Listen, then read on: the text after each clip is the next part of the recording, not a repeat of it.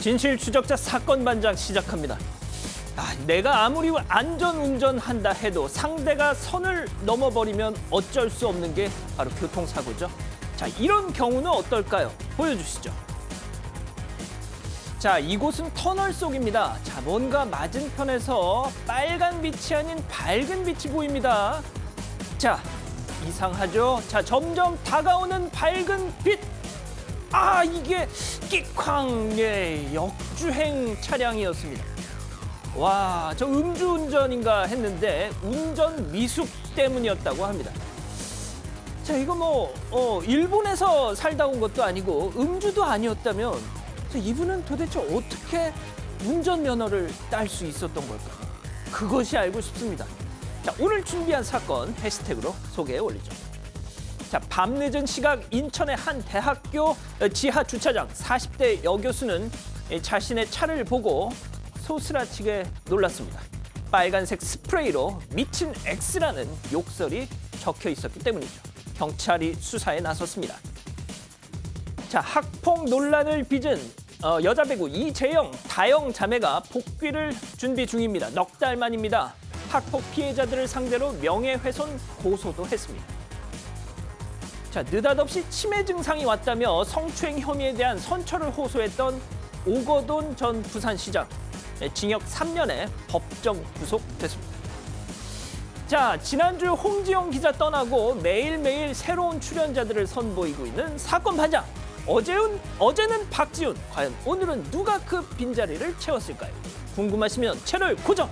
준비되셨으면 대한민국과 전 세계 재해동포 가족 여러분의 시선을 모아서 출발합니다.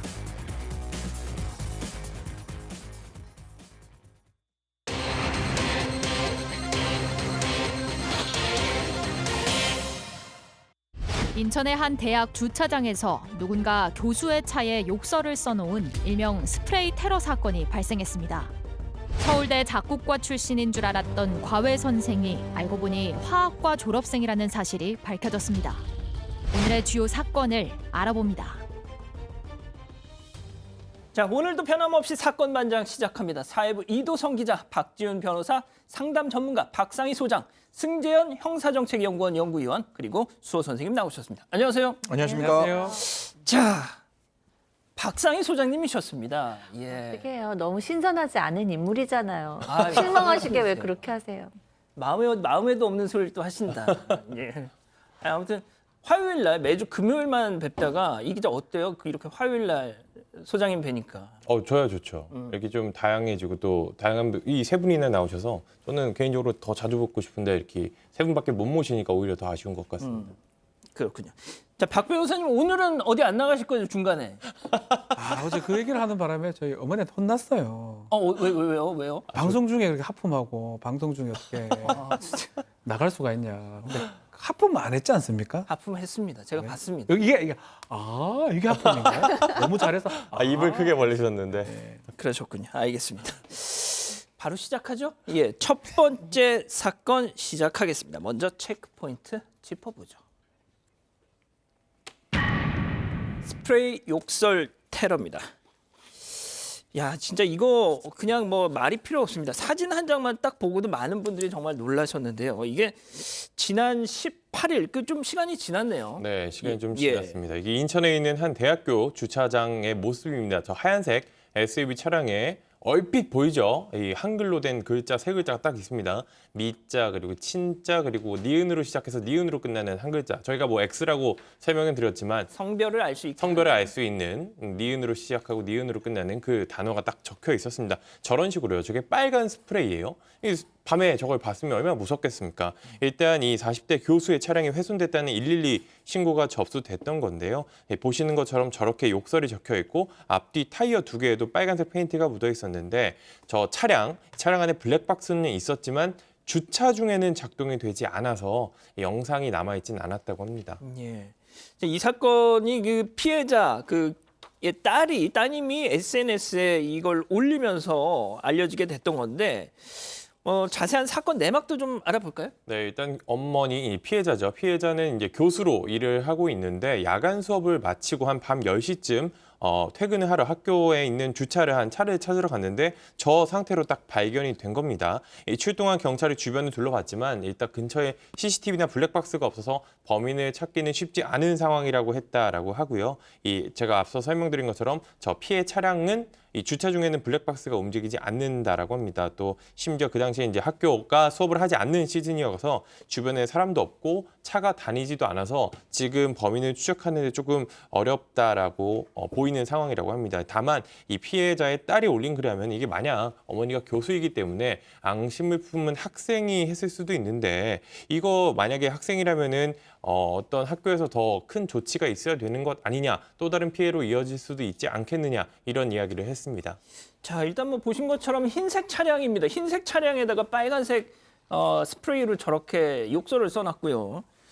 또 휠까지 또 저렇게 레카치를 해놨는데, 자, 뭐 소장님도 뭐 저 똑같은 경우라고는 할 수 없지만 과거에 비슷한 경험이 있으시다고 아까 말씀 주셨잖아요. 네, 저는 저 두 가지 어떤 경험을 했는데 그걸 합치면 저런 느낌인데요. 하나는 자고 일어나 보니까 누가 제 차에다 이렇게 송곳을 그어놨더라고요. 근데 뭐 아는 사람은 아니었고 동네 술 취한 사람인 것 같다라고 생각을 하고 있는데, 그리고 또 어렸을 때 초등학교 때 화장실에 갔는데 그게 거기에 누가 사인펜으로 제 이름을 이렇게 쓰고 박상희 쓰고 결투 이렇게 신청을 했는데 그게 아직도 생각이 나요. 그러니까 벽에 우리가 영화를 보면 큰 글씨로 빨간색 같은 걸로 뭐 예를 들어서 뭐 협박하는 글씨를 써놓거나 그럼 훅 놀라잖아요. 그러니까 이렇게 빨간색의 큰 글씨에 그 어떤 내용에 막 욕을 하는 걸 보면 굉장히 사람이 그 놀라고 충격을 받을 수 있죠. 그래서 지금 딸이 얘기하는 것이 어머니가 너무 두려워해서 지금 잠도 잘 못 자고 사람도 잘 못 만나고 우울증, 불면증 다 와 있다. 너무 안타깝다라고 얘기를 했는데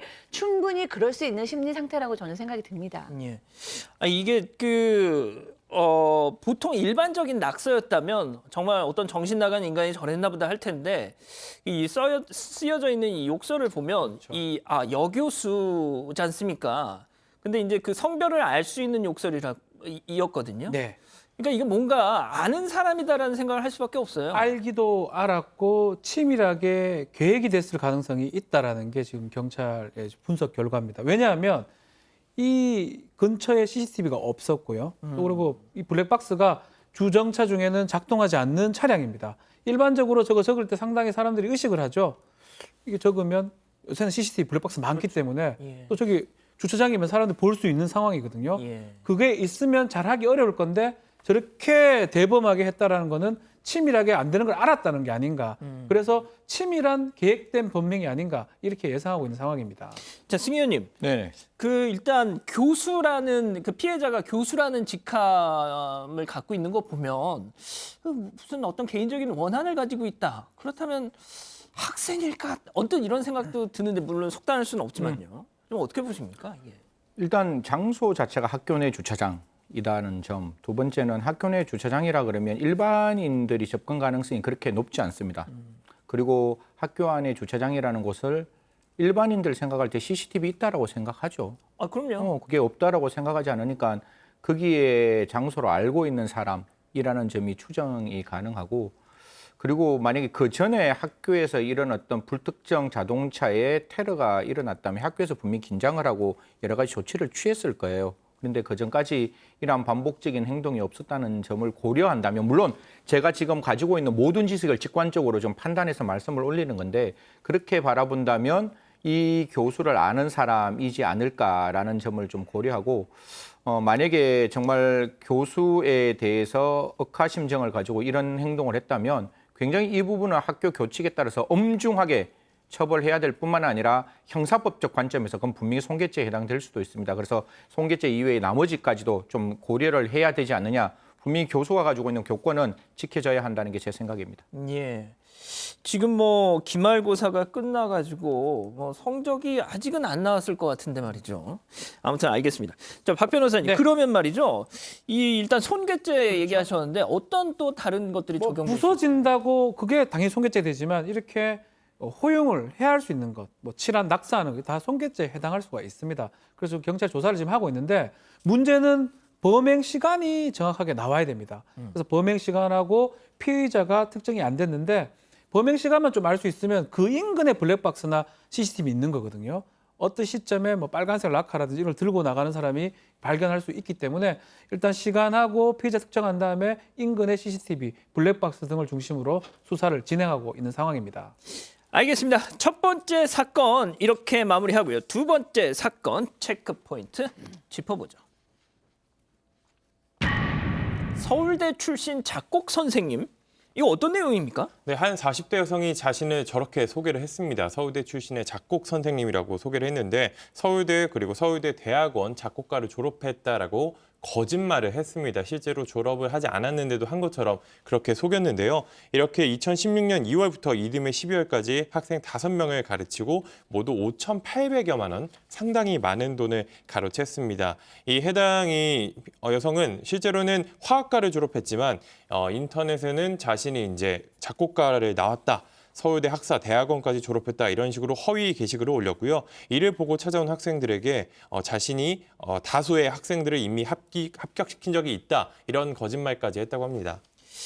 자, 소장님, 그 영화 진짜 기생충의 한 장면이 약간 떠오르는 상황인데, 아, 이게 말이죠. 보통 과외 선생님들이 내가 어느 학교 출신이다 이러면은 물론 정말 그 일부 학부모들은 뭐 그러면 그걸 증명할 수 있는 무언가를 내놔라라고는 하지만 또 그걸 네. 이렇게 요구하기도 좀 그렇잖아요. 그냥 그런가 보다 하죠. 예? 저는 이제 저희 아이가 이제 19살이니까 얼마나 많은 과외 선생님들을 만나봤고 주변의 엄마들로부터 이제 그런 얘기를 많이 듣겠어요. 한 번도 선생님 뭐 어디 나오셨는지 증명해 주세요 이런 얘기 한다는 얘기 못 들어봤거든요. 그렇군요. 미리 보여주시면 모르. 그렇죠. 그렇기 때문에 상당히 취약한 그 어떤 보면 분야입니다. 그러니까 내가 속이려고 마음 먹고 속이면 알아낼 방법이 내 아이를 가르쳐 주는 선생님한테 어느 학교 나오셨고 학사, 석사, 박사 다 보여줘 이렇게 할 수가 없잖아요.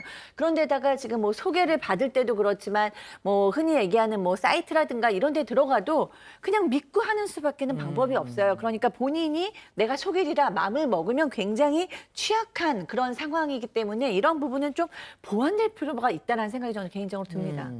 뭐 진짜 그런 무언가 증빙할 수 있는 걸 내놓으라고 하면 또 그런 걸 위조도 할 수 있는 거니까요. 자, 변호사님, 그러면은 이 김 씨가 말이죠. 네. 어떤 정황, 혐의점으로 재판에 넘겨진 겁니까? 본인은 뭐 작곡 뭐 이런 걸 모를 거예요 아마. 뭐 알 수도 있을라나요? 모르겠습니다. 일단은 속여서 타인한테 재물이나 재산상 이익을 지금 얻은 상황입니다. 사기죄가 성립하고요. 지금 각각 사기죄가 성립할 수가 있습니다.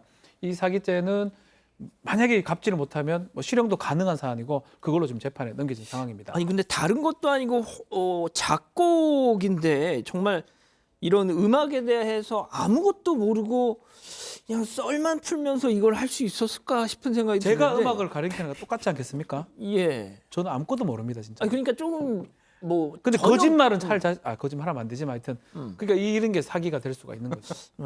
아니, 그러니까 전혀 문외한은 아닐 것 같다는 생각도 드는데 어깨 너머로 조금이라도 뭐 조금의 지식은 있지 않았을까 싶은데 그러면은 양형은 어떻게 됐습니까? 뭐 기본적으로 사기라는 게 그러한 사실을 알렸더라면 그 사람과 계약을 맺지 않았다라는 점이 확실히 되면 그 사기죄가 되는 거예요. 그러니까 예를 들어 A라는 선생님이 있는데 그 선생님에 대한 경력을 보고 그 경력을 확인했는데 만약에 그 경력이 아니라면 내가 과외를 안 맡겼을 것이다라는 정도가 되면 고지 의무가 분명히 있는데 우리 그 법원에서는 이게 단독 사건이었어요. 단독 사건이었는데 징역 10개월에 집행유예 2년을 선고했는데 우리 법원이 어떻게 이야기를 하는가 하면 범행의 수법, 기간, 금액 규모에 비추어 보면 굉장히 죄질이 안 좋다라고 이야기를 해요. 그럼에도 불구하고 여전히 법원이 갖고 있는 레토릭이죠. 반성하고 있다. 그다음에 초범이다라는 점을 이야기하고 여기서 조금만 저희들이 들여다볼 거는 사기죄 같은 경우에는 결과반 가치, 즉 그에 대한 피해 금액이 있는데 아마 피해 금액 부분에 대해서 5명 중에 1명을 제외하고 4명에 대해서는 합의를 봤다라는 점은 그 피해 금액을 돌려줬다라는 느낌이 들어요. 예. 그렇기 때문에 그런 부분을 고려해서 그러면 사실상 행위의 의도는 나쁘지만 결과는 1명 빼고 다 이제 그 상쇄가 되었기 때문에 징역 10개월의 집행유예 2년을 선고하지 않았나라는 생각이 듭니다. 자, 일단 뭐 이 승 의원님이 교습비, 학원비, 그러니까 이 과외비 얘기를 하셨지만 네. 그 한 명하고는 지금 합의를 못 봤다 이런 그렇죠. 얘기 나오는데 그 뭐 돈 문제가 이게 해결이 안 됐나? 이게 사실 형사하고 민사는 분리돼 있습니다. 형사에서 뭐 유죄가 된다 하더라도 그 돈이 바로 가는 건 아니고요. 그래서 다시 만약 필요하다면 민사 소송을 제기해서 뭐 불법에 의한 손해배상 청구를 통해서 돈을 받아야 되는데 일단 나머지는 합의를 받는 것 뭐 하면 합의가 이 사기죄는 돈을 돌려주는 거예요. 아마 교수비 나머지는 돌려준 것으로 보이고 다만 한 명은 왜 뭐 안 받으려 했는지 아니면 안 줄려 했는지 알 수 없지만 이 사람 같은 경우는 새롭게 본인이 직접 소송을 통해서 받을 수밖에 없는 상황이다 이렇게 보입니다. 자, 승 의원님 그런데 이 피해자 측이 배상 신청을 했다고 해요. 네네. 그런데 이게 각하 처리가 됐다는데 이건 왜 이랬을까요? 아마 이게 소송 촉진 등에 관한 특례법 25조일 거예요. 25조에 규정되어 있는데 25조에 보면 사기죄가 분명히 그 배상명령 제도 안에 들어와 있습니다. 들어와 있는데 이게 그 직접적인 물적 피해는 분명히 배상명령 제도가 되는데 배상명령이 안 되는 뭐 한 4가지 요건 중에 2가지가 제가 머릿속에 떠오르는데요. 하나는 피해 금액이 특정되지 않았다라는 점과 두 번째, 만약에 여기서 배상명령을 하면 공판 절차가 현저히 지연될 우려가 있는 경우에는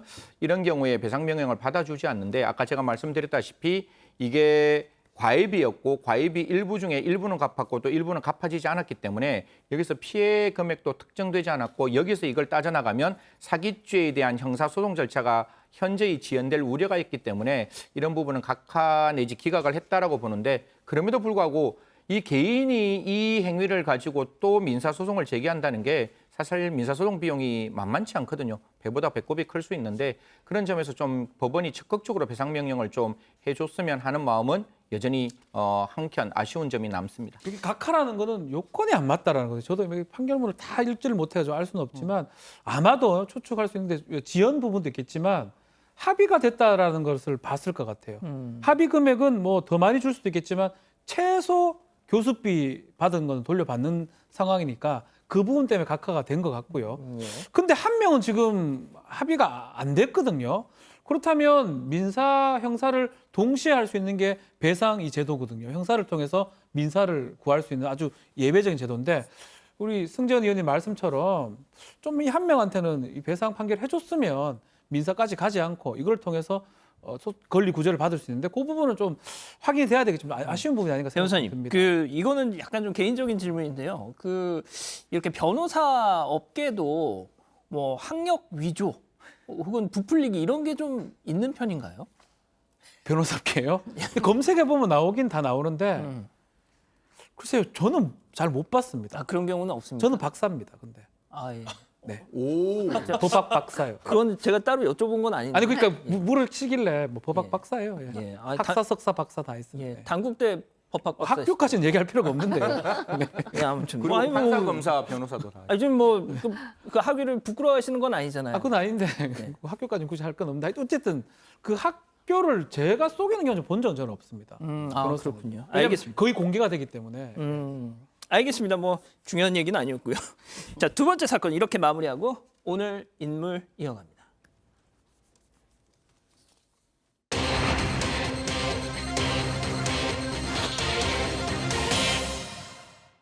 학교 폭력으로 무리를 일으킨 이재영, 이다영 배구 선수가 코트에 복귀하려는 움직임이 포착되면서 논란이 일고 있습니다. 지적장애가 있는 여고생에게 오물을 뿌리고 집단 폭행한 10대 2명이 결국 구속됐습니다. 오늘의 주요 인물을 정리합니다. 자, 오늘 인물 시작합니다. 이 과거 이 학교 폭력 논란 중심에 섰던 쌍둥이 여자 배구 자매 선수 이재영, 다영 선수가 이 복귀한다 뭐 이런 움직임이 포착되면서 논란이 커지고 있죠. 자, 이도성 기자, 우선 이 복귀 움직임 이 얘기부터 좀 전해주시죠. 네, 이 학교 폭력 폭로 논란이 올해 초에 참 이 배구계를 넘어 스포츠계, 뭐 연예계를 뿐만 아니라 모든 사회 전반에 퍼지기 시작하면서 큰 논란이 됐었는데요. 그 중심에 이 두 자매가 있었습니다. 당시 이제 학교 폭력 논란의 당사자로서 이 문제가 돼서 이 선수 생활을 하지 못하고 있었는데 복귀하려는 움직임이 포착되면서 논란이 되고 있는데요. 지난 22일에 김여일 흥국생명 단장이 이 한국 배구연맹 이사회에서 이 선수 등록 마감일인 30일에 맞춰서 이 두 선수를 선수로 다시 등록할 것이라고 말하면서 이 소식이 알려지기 시작합니다. 이 김 단장 같은 경우에는 최근 그리스 이적설이 나온 이다영의 해외 진출에도 협조하겠다는 입장을 연맹에 전달했던 것으로 전해졌습니다. 자, 그런데 정말 저는 이 네. 정도 논란을 그 구단 측에서 예상을 못했던 걸까? 아, 진짜. 근데 이런 부분이 있어요. 우리가 선수 보류권이라고 하거든요. 이거는 이제 이 선수가 우리 구단의 소속이다 아니다 이걸 하는 뭐 이거는 프로 농구든 프로야구든 비슷한 제도가 있습니다. 막 그런 의미를 지금 했던 것 같아요. 보류를 해야지만이 이 선수에 대한 뭐 징계권도 가질 수 있고요. 이 소속을 가질 수 있는 그 권을 행사하는 과정에서 아마 한 것 같은데 말 실수는 조금 있었던 것 같아요. 왠지 팬들이 보거나 국민들이 봤을 때는 코트에 지금 복귀시키려는 거 하는 거 아니냐 이런 모양새이기 때문에 이 보유라는 제도를 설명을 하려고 하다가 그것도 취소한 거거든요. 아니, 실제로? 그리고 어제 이 구단 측에서 선수 등록 관련 입장문을 발표하려다가 돌연 이걸 지금 얘기했던 겁니다. 예. 선수 보류권이란 건 이거 보류는 언제까지 이 선수는 우리 쪽이다 아니다. 보류권 행사하지는 이 사람들은 이미 선수가 돼버립니다. 제가 농구는 잘 모르는 야구는 이미 탈퇴 선수라고 돼버리거든요. 이미 탈퇴 선수가 되면 이 사람은 구단이 가지지 못하고 다른 구단에서 이렇게 픽할 수 있는 상황이 생겨요. 그런 것들 때문에 법적으로 해결하려고 아마 등록을 하려고 했던 것 같아요. 그 설명을 지금 하려 했는데 어쨌든 간에 국민들이 보거나 팬들이 봤을 때는 그렇죠. 그것도 용납이 안 되기 때문에 예. 그것도 돌연 취소를 한 것입니다. 자, 승현님 지금 뭐 보니까 이 배구 팬들이 이 흥국생명 본사 또 이 배구 협회가 있는 상암동 뭐 왔다 갔다 하면서 지금 전광판 트럭에다가 반대 캠페인을 지금 한다는 거예요. 복귀 반대. 그러니까 결국 이게 진짜 이 자매 선수의 학폭 논란이 정말 모든 학폭의 그냥 출발점이었지 않습니까? 네네. 몇 달 동안 우리나라를 들끓게 했던. 그런데도 이게 너무 복귀 시점이 빠른 거 아니냐. 예? 뭐 가장 중요한 점은 과연 학교 폭력의 존재가 있었느냐가 지금 이제 따져져야 되는 것이고, 만약에 학교 폭력이 존재했다라는 점이 이미 이 두 자매에 의해서 사과되는 부분이 일정 부분이 있으니까 그 부분은 우리가 조사하고 그다음에 살펴봐야 되겠지만, 정말로 학교 폭력이 존재했다면 그 아이들의 마음은 지금도 여전히 똑같은 현재 진행형이에요. 학교 폭력이란 게 과거에 머물러 있는 과거의 일시적인 사건이 아니라 지금 그게 그대로 현재 시점까지 연장되고 있는 부분이라서 이런 부분이 조금 흔히 말해서 마침표가 되고 난 다음에 이런 일들이 좀 나왔으면 좋은데, 아직까지 여전히 이 부분은 쉼표로 남아져 있는 부분이라서 저 역시도 마침표가 될 때까지는 서로 간에 억울한 부분이 있겠죠. 그래도 그 부분을 좀 확인하고 다음 절차를 진행했으면 어떨까라는 생각을 합니다. 알겠습니다. 그럼 이쯤에서 오늘 인물 체크포인트 짚어보죠. 폭행, 폭언 없었다? 하하. 자, 이재영, 다영 선수가 학폭 피해자, 그러니까 이 자매들에게 학폭을 당했다라고 고발했던 그 피해자들을 고소했다. 네, 맞습니다. 일단 사건을 처음으로 시계를 되돌려보면 지난 2월에 한 온라인 커뮤니티에 이 글이 올라왔습니다. 현직 배구 선수 학폭 피해자들입니다라는 글이 올라왔는데요. 여기에 보면은 뭐 칼로 위협했다, 부모님을 욕했다, 강제로 돈을 걷었다는 등 모두 21가지 폭력에 대한 충격적인 내용이 좀 포함이 되어 있었습니다. 논란이 확산되자 이재영, 이다영 자매가 자필 사과문을 올리면서 소셜미디어에 올리고 반성한다라고 사과를 했습니다. 그렇죠. 그리고 피해자들에게도 직접 연락을 해서 뭐 무릎 꿇고라도 사과하고 싶다라는 내용을 보낸 것으로 알려졌는데요. 그 이후 한 2달 정도 지나서 이 두 사람은 갑자기 이 자필 사과문을 삭제하고 폭로자의 폭로 내용 중 틀린 부분이 많아 피해가 컸다면서 법적 대응을 예고했습니다. 그래서 최근에 고소를 한 것까지 알려졌는데요. 한 매체에서 보도한 바에 따르면 이 피해자들이 지난주부터 경찰 조사를 받고 있다라고 합니다. 승현님, 그러면은 이 피해자들의 이 폭로 내용이 전부 다 사실이 아니라는 건가요? 지금 그렇게 주장을 하는 듯하게 보여요. 그러니까 앞에 분명히 자필로 된 사과문까지 보였음에도 불구하고 지금 21가지 가해를 저질렀다는 게 전혀 사실이 아니다라고 이야기를 하고 있으니까요. 만약에 이게 거짓이라면 정말로 이건 심각한 후폭풍을 불러일으킬 것이고, 또 만약에 21가지 가해가 저질러졌다는 게 정말 사실이 아니라면 이거는 정말로 피해자 쪽에서 주장했던 피해자 쪽에서도 굉장히 큰 책임이 있을 수 있는 부분이라서 정말 이 부분은 경찰이 공명정대하고 명명백백하게 좀 밝혀야 한다라는 말씀 다시 한번 올려드리겠습니다. 예. 변호사님, 저는 네. 약간 좀 의아한 것이 그렇죠. 정말 지금 피해자들의 주장이 전부 다 거짓이다 그러면 앞서 이 기자가 소개했던 것처럼 네. 본인들이 사과문 올리고 뭐 찾아가서 사과하겠다고 그런 의사를 표시했다는 거, 이건 뭐 어떻게 되는 거예요, 그럼? 일단 그 문자가 막 보도가 됐습니다. 그 보도에 따르면 사죄하고 싶은 마음이 크다. 그래서 무릎 꿇고 진심으로 사과하고 싶다. 뭐 만약에 있는 곳 알려주면 매일 찾아가겠다라고 이렇게 문자를 보냈거든요. 그 정도를 보냈다 그러면 아마 이 당시에 이 문자가 간 거는 사실이고 이때는 사과를 하려고 했던 걸로 보입니다. 다만 이제 법적인 부분을 좀 얘기할 때 이 하나하나 따져볼 때는 그 지금 법적으로 따져봐야 되기 때문에 요때랑 좀 마음이 좀 달라졌지 않을까 생각이 됩니다. 요때는 또 여론에 또 뭐 홍수 비슷하게 막 안 좋은 얘기가 있었고 요때는 그 사과하는 모양새였는데 법적인 쪽으로 갔을 때는 하나하나 따져보는 과정에서 지금 계속 논란이 되는 게 아닌가. 뭐 승 의원님 말씀대로 만약 따져야 될 부분 따져야 되지 않을까 생각이 듭니다. 이때는 뭐 사과를 했다 해가지고 무조건 다 인정한 거라고 보기는 좀 어렵지 않나 생각이 듭니다. 예. 그러니까 그 폭로 내용 전부는 사실이 아니다, 뭐 이런 그런 내용으로 내용이겠죠. 보입니다. 예. 예. 자, 그런데 소장님, 네.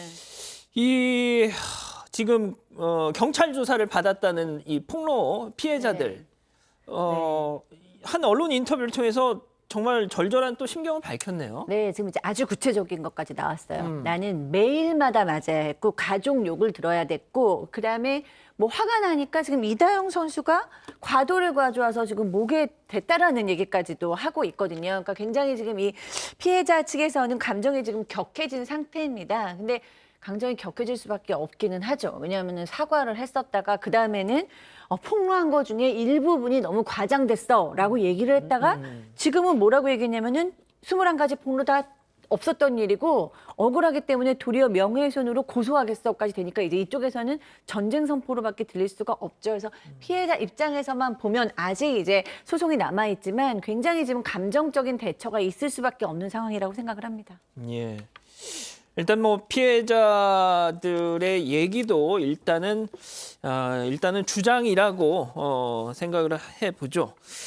자, 일단 그런데 10년 전 이 피해자들이, 그러니까 학창 시절 학폭이 일어났을 그 당시에 이 학폭 피해자들이 쓴 일기장 이런 내용, 뭐 그 내용도 공개가 됐다면서요? 네, 이제 그런 게 있다라고 합니다. 만약에 이게 실제로 재판까지 간다면 그런 부분들이 좀 증거로 제출될 수 있을 그러겠네요. 텐데요. 만약에 이 10년 전에 지금의 이 상황을 예상하고 그 당시에 미리 써놨다. 이거는 사실 논리적으로 어렵기 그렇죠. 때문에 사실 그 일기 자체가 그러한 비슷한 딱 그 글에 적힌 일이 있었는지는 추가로 다른 증거들이 필요하겠지만 그런 일이 있었다라는 걸 간접적으로 보여주는 증거도 될 수 있습니다. 일단 최근에 보도가 나온 것에 따르면 피해자들은 그 당시 실제가 피해가 있었다라는 거에 대한 증거로 10년 전 일기장 그리고 적응장애 진단을 받은 진료 기록지를 꺼냈는데요. 거기에 대해 신적인 존재인 쌍둥이 배구 선수 동기들이 구타를 자주 했다라는 이런 내용도 담겨 있었다라고 합니다.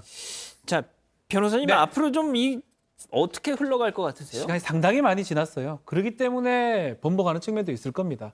변호사의 조력을 받고 있기도 하고요. 소송을 한다면 결국은 증거를 통해서 입증이 돼야 되는데 지금 말한 것처럼 오래된 일을 입증하기 쉽지는 않을 거예요. 그렇지만 이 사건에 대해서 시간이 많이 지났기 때문에 아예 없는 거 되지는 않을 것 같고요. 여러 가지 어떤 적응장애 진단서라든지 아니면 다른 사람의 목격 진술 이런 걸 통해서 아마 입증이 된다면 다 입증받기는 어렵지만 일부 정도가 입증되지 않을까 저는 그렇게 판단하고 있습니다. 그런데 뭐 지금 우리 가족 여러분들 반응, 채팅창에 올라오는 반응을 봐도 그렇고 일단 이 두 자매의 복귀에 대해서 그렇게 여론의 어떤 반응은 썩 좋은 건 아닌 것 같습니다. 자, 첫 번째 인물 이렇게 정리하고요. 다음 두 번째 인물 체크 포인트 짚어보죠. 휴대폰만 응시입니다. 자, 저희도 한번 전해드린 바 있습니다. 모텔에서 지적 장애가 있는 여고생 친구에게 오물을 뒤집어 씌우고 집단 폭행을 했었던 10대들 사건. 자, 그때 정말 저희가 전해드렸더니 우리 가족 여러분들 정말 너무너무 분개하셨었던 기억이 저도 나는데 처음으로 처음으로 언론의 모습을 드러냈어요. 이 피의자들이. 맞습니다. 이 사건은 한 열흘 정도 전에 이제 일어났는데요. 밤 9시쯤 인천에 있는 한 숙박업소에서 지적장애 3급 여학생을 폭행해 얼굴 등을 크게 다치게 한 혐의입니다. 당시 이제 피해 학생의 어머니가 딸과 연락이 닿지 않자 평소에 사용하던 스마트폰 어플리케이션으로 위치를 확인한 다음에 해당 숙박업소 위치를 찾아냈습니다. 그런데 이 딸을 봤더니 그 상황이 너무 충격적이었던 거예요. 오물을 뒤집어 쓰고 알몸인 상태였고 폭행도 심하게 당해서 눈, 코, 귀 등이 심하게 부풀어 오른 상태였습니다. 결국에는 이 폭행을 했던 이 학생들이 구속영장 심사를 받았는데요. 결국 이 두 명 모두 이 공동상해, 공동폭행, 공동강요 혐의 등으로 구속이 됐습니다. 자, 이게 너무 참혹해서 말이죠. 저희가 그때 방송에서도 구체적인 내용을 소개를 안 드렸습니다. 그런데 이게 과연 10대 범죄가 맞냐 싶을 정도였던 거란 말이죠. 자, 그런데 어제 저 두 피의자 10대 취재진 앞에서 한 행동, 이게 정말 또 입길에 오르고 있습니다. 그렇죠. 지금 나오고 있는데요.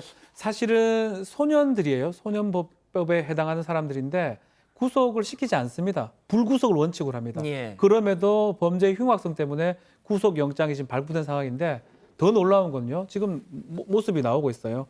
한 사람은 휴대전화만 계속 보고 있습니다. 앞서 그 하얀색 옷 또 예. 한 친구는 보면 그냥 고개를 숙이고 있는데 귀찮다는 그런 모습을 보여요. 통상의 어떤 포토라인 쓰는 어떤 범인들 아니면 그런 피고인, 피의자라면 저런 모습을 보이질 않죠. 일반적으로. 근데 거기 보면 당당하거나 아니면 귀찮다는 모습을 보고 그것 때문에 취재진도 그렇고 많은 국민들이 야, 과연 저럴 수 있냐라고 지금 얘기가 하고 있는 상황입니다. 자, 소장님, 그러니까 아니 저는 저 사진 보면서 아무리 애들이지만 네. 아니, 저 정도 지각도 없을까? 그러니까요. 저도 어저께 저 사진을 보고 정말 가슴이 턱 막히더라고요. 그러니까 쟤네가 무슨 생각으로 저러고 있나라는 생각이 들면서 깨끗하게 옷도 입었어요. 하얗게 뭐 입고 예. 까만색 예쁜 블라우스도 입었는데 지금 현실 자각을 하고 있나? 제가 뭐 비꼬는 말투가 아니고 우리가 보통 행동을 잘 못하는 애들을 얘기할 때 개념이 없다 뭐 이렇게 얘기를 하잖아요. 근데 그 개념이 없다를 생각해 보면 현실로 내가 무슨 일이 일어났고 미래에는 무슨 일이 일어날 거고 내가 어떤 잘못을 했고 이런 사회적인 통념이나 개념이 전혀 없는 아이들을 얘기할 텐데 지금 저 아이들이 보여주는 저런 뻔뻔한 모습이 청소년 범죄는 사실 자포자기한 경우가 굉장히 많거든요. 예. 근데 그렇게 보기에도 좀 너무 당당한 모습도 보여서 굉장히 불편합니다. 그 승현님, 네네. 지금 저 하얀색 옷 입고 있는 저희가 블러 처리를 했는데 저게 곰 사진입니다. 예. 19금 테드라는 영화의 캐릭터 그 귀여운 곰. 그러니까 그런 옷을 입고 있는 걸 보면 그냥 뭐 영락 없는 10대 여자 아이죠. 자, 그런데 정말 그 어처구니 없는 범죄를 저질렀단 말이죠. 그것도 모자라 저렇게 이제는 휴대폰을 보고 있습니다. 저는 모르겠습니다. 지금 저 구속영장, 구속실질 그러니까 구속 전 피해자 신문이고 우리 실질영장이라고 예. 영장실질이라고 하는데 사실 오른쪽 파트에는 저희들이 이제 수갑은 안 채우는 걸 이제 기본으로 갔어요. 예. 또 청소년이니까 수갑 안 채우는 건 맞죠. 뭐 사실 앞에 이렇게 이렇게 수건으로 둘러가지고 보이는 모습 그런 모습은 되게 부적절한데 저렇게 적어도 팔짱은 끼고 가는 게 맞지 않느냐라는 생각을 하는데 저 내리는 상황에서 아무도 옆에 있는 경찰관 없이 휴대폰을 보게끔 한다. 저 왜 왼쪽하고 오른쪽이 저는 다르죠 또? 예, 저는 조금 이거 되게 경찰관한테 죄송스러운 말씀인데 저거 한번 제대로 한번 살펴야 됩니다. 이거는 제가 봤을 때 좀 부적절한 행동 아니었냐라는 게 머릿속에서 지워지지 않기 때문에 저렇게 안 보게끔 만들어야죠. 그렇죠. 이게 이 아이가 분명히 죄값은 치러야 돼요. 어. 아이는 분명히 죄값은 치러야 되지만 저희들이 그 아이에게 또 다른 색깔을 입힐 수 있는 행동은 경찰이 만들어서는 안 되는데 그렇죠. 이렇게 딱 나오는 모습을 만들어냈다는 거는 모르겠습니다. 조금 부적절했지 않았느냐. 그러니까 아이도 무조건 부적절했는 거고 예. 그 주위에 있는 경찰관들도 조금만 신경을 더 조금 썼으면 무신경했다. 예, 무신경했던 예. 부분은 분명히 있는 것 같습니다. 자, 박 변호사님, 저는 조금 궁금한 게 많은 분들이 그걸 물어보고 계세요. 아니, 저 왜 핸드폰 안 뺐냐 저거? 글쎄요, 어떤 상황인지 저도 좀 이해하기 어려운데 뭐 그럼에도 불구하고 뭐 수갑을 채거나 이렇게 할 수가 없습니다. 그래서 그런 것들 때문에 아마 계호라고 표현하거든요. 인도하는 과정에서. 그래서 아마 철저하게 하지 않았고 그게 지금 포착된 모습이 아닌가 생각이 10대였기 듭니다. 때문에 그런 거겠죠? 그렇죠. 성인이면 뭐 저러지도 않겠지만 계호하는 과정에서 붙잡고 있거나 하기 때문에 저렇게 할 수 없는 거고 이 10대 소년범에 대해서는 상당히 관대합니다. 그 관대가 뭐 저걸 하라고 관대한 게 아니고 불구속을 원칙으로 하기 때문에 법에 그렇게 돼 있기 때문에 그런 것들이 적용됐기 때문에 휴대폰 보면서 법정 가는 모습까지 우리가 지금 보는 상황이 된 것 같습니다. 제가 왜 핸드폰 얘기를 하냐면 이 기자 이 10대 아이를 자기 동갑내기 친구를 모텔에서 폭행을 하고 하면서 그 장면을 휴대폰으로 촬영을 했잖아요. 네, 이게 어떤 의미에서 그리고 어떤 의도에서 그런 행동을 했는지까지는 아직 조사가 필요하겠지만 실제로 그런 범행 장면, 피해 학생을 괴롭히는 장면을 동영상으로 촬영한 혐의에 대해서도 경찰이 보강 수사를 이어가고 있다고 합니다. 알겠습니다. 박 변호사님 좀 짧게 저 두 아이들 네. 어떤 처벌을 받을까요? 일단은 공동 강요, 상해, 범행은 상당히 흉폭합니다. 그럼에도 불구하고 소년법이 적용된다면 장단기형이 적용이 될 거예요. 장기 몇 년, 단기 몇 명이 되는데 뭐 항상 얘기하듯이 뭐 강한 형이 좀 나올지 안 나올지는 한번 지켜봐야 될 것 같습니다. 예, 알겠습니다. 오늘 인물 이렇게 정리하고요. 다음 오늘 법 이어갑니다.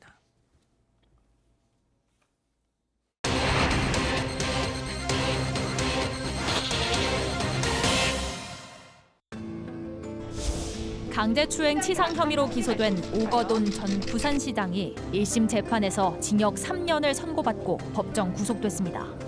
어린이 보호구역에서 갑자기 차도로 뛰어든 아이를 친 운전자가 무죄를 선고받았습니다. 오늘의 주요 재판을 정리합니다. 자, 오늘 오전 오거돈 전 부산시장의 1심 선고 공판이 있었습니다. 자, 출석하는 모습 먼저 보시고 얘기 이어가죠. 거듭 죄송하다는 말씀 드리겠습니다. 모든 잘못은 제게 있습니다. 거듭 사과드립니다. 자, 이 기자 재판 출석 당시 모습 그리고 또 재판 분위기 어떻게 진행이 됐는지 좀 정리 좀 해주시죠. 네, 오늘 이 현장에는 취재진들이 많이 몰렸는데요. 일단 저희 인터뷰를 한 다음에 곧장 이제 법정으로 향했다라고 합니다. 그래서 이제 피고인이기 때문에 선고가 진행되는 동안 계속 자리에 있어야 되는데 오전 시장 같은 경우는 재판 내내 고개를 숙인 모습이라고 합니다. 법정 구속 전 그리고 보통 이제 선고가 되고 실형 선고가 되면은 그 전에 할 말이 있느냐라고 물어보는데 거기에 대해 발언 기회를 받았지만 없다라고 아무 말 하지 못했다라고 합니다. 그리고 피고인을 부르는데 이 재판부가 피고인 오전 시장을 불렀는데도 듣지 못해서 변호사가 기척을 내자 화들짝 놀라면서 일어서는 모습도 보였다라고 하고요. 이 피고인석에서 판결을 듣다가 눈물을 흘리는 모습도 보였다라고 합니다. 알겠습니다. 첫 번째 법 체크포인트 짚어보죠. 그렇습니다. 모든 혐의 유죄입니다. 자, 1심 선고 결과부터 정리해 주시죠. 네, 모든 혐의 강제추행죄가 있고요. 강제추행을 하려다 실패한 강제추행 미수가 있고 강제추행 치상, 상해를 입힌 치상도 있고요.